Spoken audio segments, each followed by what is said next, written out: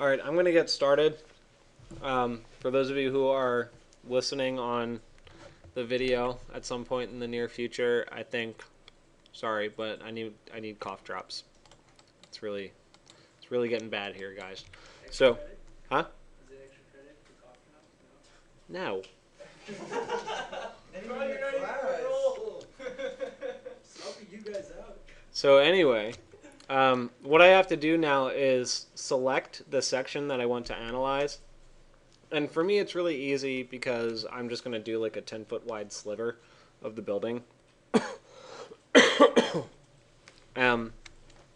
For you, I came around and I spoke with you about where to cut. But I'm going to cut this using cut plane. And I'll just select everything. And I'm going to draw a cut plane that goes through the building from here to here.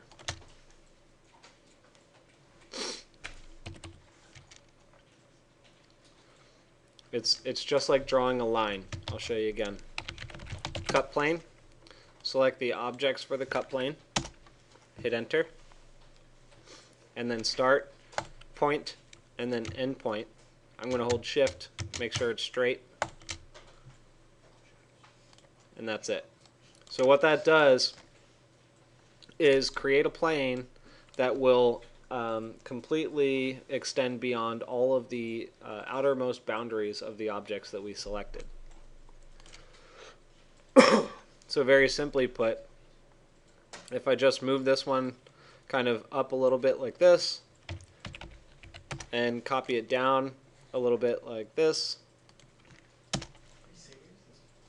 then I can use those to trim out the rest of the information that I don't want. So I'll just do trim. Rather than split, I'll use trim. And trim is going to ask me to select the cutting objects. Those would be my cut planes, here and here. And I'm going to trim off everything above.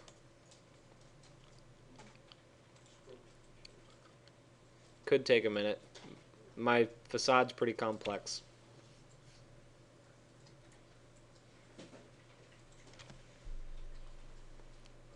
There you go. And everything below.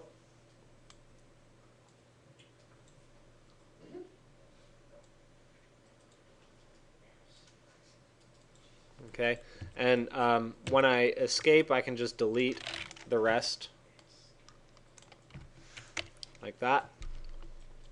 And at this point, I no longer need the cut planes. So I can get rid of those. So now what this has given me is essentially sort of a sliver section of the building itself. What's that? That's all right. Don't worry about it. So what you need to be aware of is that when we develop our render, there are some things that normally, as a Rhino modeler, I would want to rectify. For example, because these are NURBS surfaces, they are not solid. So within this space, right, there's a gap, and if I render it, it's not going to appear as a solid slab of, say, concrete, or whatever it is. Concrete. So it's not going to show us the edge of concrete. It's going to look weird.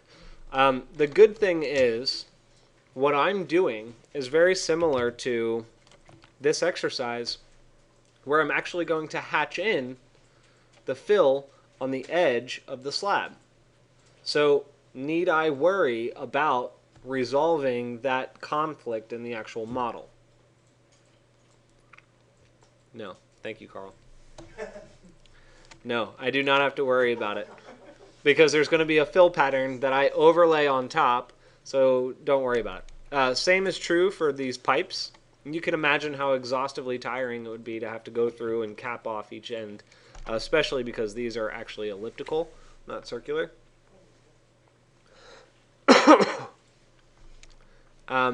Yeah, so anyway, we'll get to that. But one of the things I want to show you real fast is how to set standard camera angle. Typically, I'm not super picky about the exact camera angle you want to use. You can just right-click on the viewport and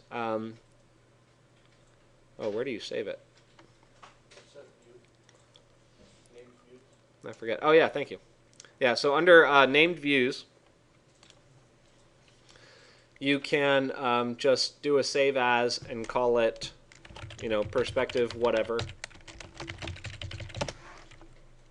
Right? And then if that changes, you can go back to it like that. Okay, so that's an option for you. The other option is if you wanted to do the trig and figure out exactly how to get a particular elevated angle, what you can do is switch the view to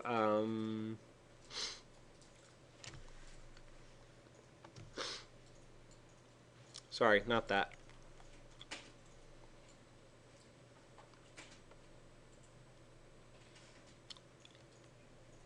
I forget where the setting is.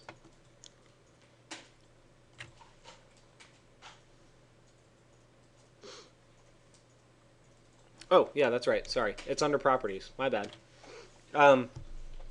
You can switch the view from the projection type of the view from perspective to parallel, and then you'll be able to produce an actual axonometric if you do the trig and you figure out the exact angle you want. The difference is, jeez, sorry guys.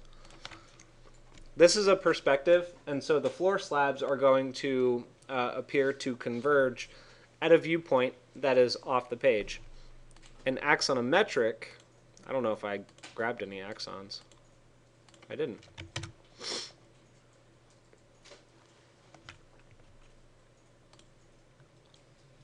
Nope.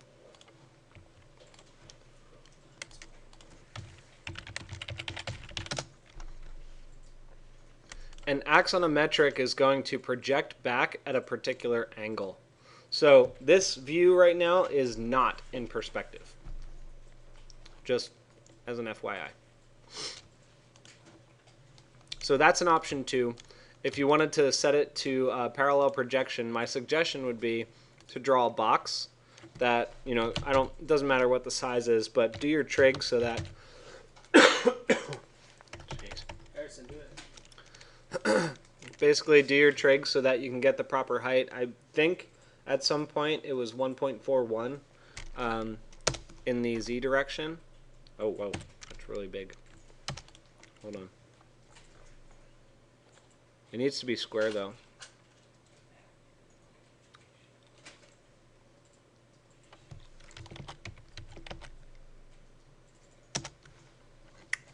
Oh, sorry guys, it's been a while since I actually modeled anything in here. At 1 inch by 1 inch.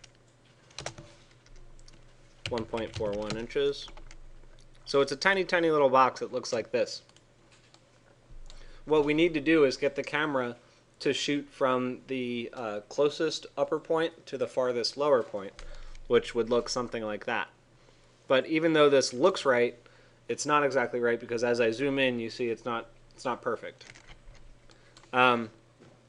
So when you have the right height to your box, right-click and say Set Camera,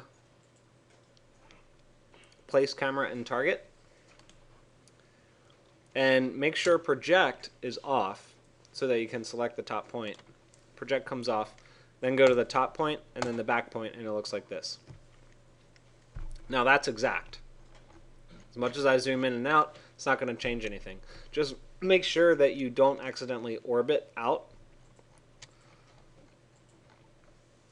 And then you can set your camera angle like this. So set view, named views, add axon. Okay. Questions? None? Okay. I'm going to stop the video here, and then we're going to start doing some of the rendering and export process in the next video.